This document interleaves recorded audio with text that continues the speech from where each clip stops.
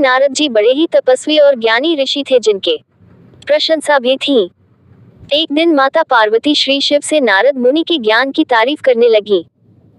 शिवजी ने पार्वती जी को बताया कि नारद जी बड़े ही ज्ञानी हैं, लेकिन किसी भी चीज का अहंकार अच्छा नहीं होता है। एक बार नारद जी को इसी अहंकार के कारण बंदर बनना पड़ा था। ये सुनकर माता पार्वती को बहुत आश्चर्य हुआ। उन्होंने श्री शिव भगवान से पूरा कारण जानना चाहा। तब शिवजी ने बताया, इस संसार में कोई कितना ही बड़ा ज्ञानी हो, लेकिन श्री हरि जो चाहते हैं वो उसे बनना ही पड़ता है।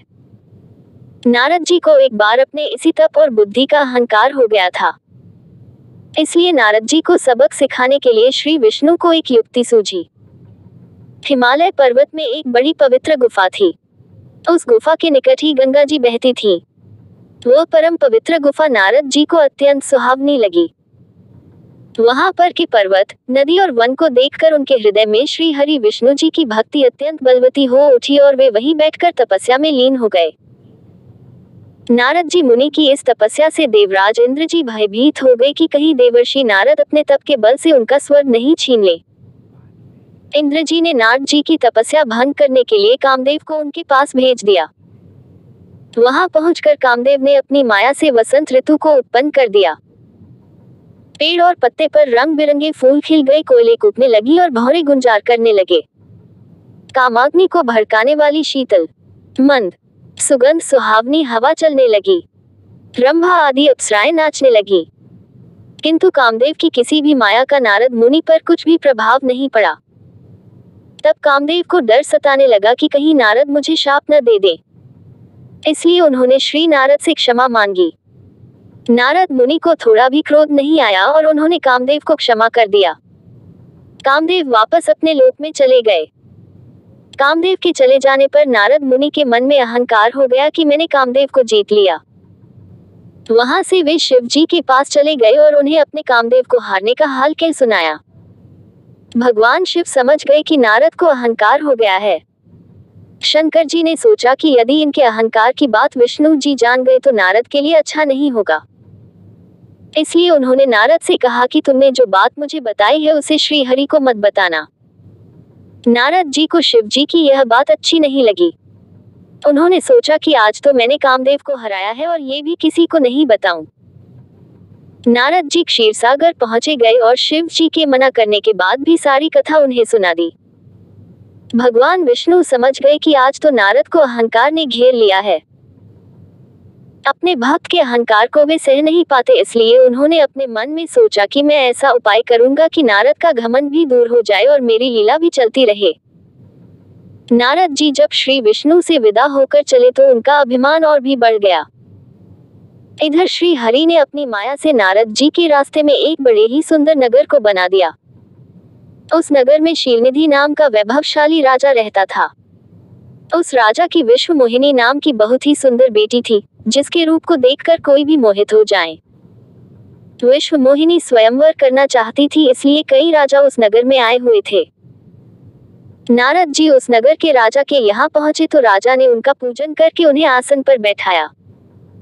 फिर उनसे अपनी कन्या की हस्तरेखा देखकर उसके गुण दोष बताने के लिए कहा। उस कन्या के रूप को देखकर नारद मुनि वैराग्य भूल गए और उसे देखते ही रह गए। उस कन्या की हस्तरेखा बता रही थी कि उसके साथ जो विवाह करेगा वह अमर हो जाएगा, उसे संसार में कोई भी जीत नहीं सकेगा और संसार के समस्त जीव उसकी सेवा करेंगे। ये बात नारद मुनि ने राजा को नहीं बताई और राजा को उन्होंने अपनी ओर से बनाकर कुछ और अच्छी बातें कह दी। अब नारद जी ने सोचा कि कुछ ऐसा उपाय करना चाहिए कि यह कन्या मुझसे ही विवाह करे। ऐसा सोचकर नारद जी ने श्री हरि को याद किया और भगवान विष्णु उनके सामने प्रकट हो गए। नारद जी ने उन्हें सारी बात बताई और कहने लगे, हे नाथ, आप मुझे अपना सुंदर रूप दे दो ताकि मैं उस कन्या से विवाह कर सकूं। भगवान हरि ने कहा, हे नारद, हम वही करेंगे जिसमें तुम्हारी भलाई हो। ये सारी विष्णु जी की ही माया थी। विष्णु जी ने अपनी माया से नारद जी को बंदर का रूप दे दिया। नारद जी को ये बात समझ में नहीं आई। वो समझे कि मैं बहुत सुंदर लग रहा हूँ। वहां पर छिपे हुए शिव जी के दो गणों ने भी इस घटना को देख लिया। ऋषिराज नारद तत्काल विश्व मोहिनी के स्वयंवर में पहुंच गए और साथ ही शिव जी के वे दोनों गण भी ब्राह्मण का रूप बनाकर वहां पहुंच गए। वे दोनों गण नारद जी को सुनाकर कहने लगे कि भगवान ने इन्हें इतना सुंदर रूप दिया है कि राजकुमारी सिर्फ इन पर ही रीझेगी। उनकी बातों से नारद जी मन ही मन बहुत खुश हुए। स्वयं भगवान विष्णु भी उस स्वयंवर में एक राजा का रूप धारण कर आ गए। विश्व मोहिनी ने कुरूप नारद की तरफ देखा भी नहीं और राजा रूपी विष्णु के गले में वरमाला डाल दी। मोह के कारण नारद मुनि की बुद्धि नष्ट हो गई थी। राजकुमारी द्वारा अन्य राजा को वरमाला डालते देख वे परेशान हो उठे। उसी समय शिव जी के गणों ने ताना कसते हुए नारद जी से कहा, जरा दर्पण में अपना मुंह तो देखिए। मुनि ने जल में झांक कर अपना मुंह देखा और अपनी कुरूपता देखकर गुस्सा हो उठे। गुस्से में आकर उन्होंने शिव जी के उन दोनों गुणों को राक्षस हो जाने का शाप दे दिया। उन दोनों को शाप देने के बाद जब मुनि ने एक बार फिर से जल में अपना मुंह देखा तो उन्हें अपना असली रूप फिर से मिल चुका था। नारद जी को अपना असली रूप वापस मिल गया था, लेकिन भगवान विष्णु जी पर उन्हें बहुत गुस्सा आ रहा था, क्योंकि विष्णु जी के कारण ही उनकी बहुत ही हंसी हुई थी। वे उसी समय विष्णु जी से मिलने के लिए चल पड़े।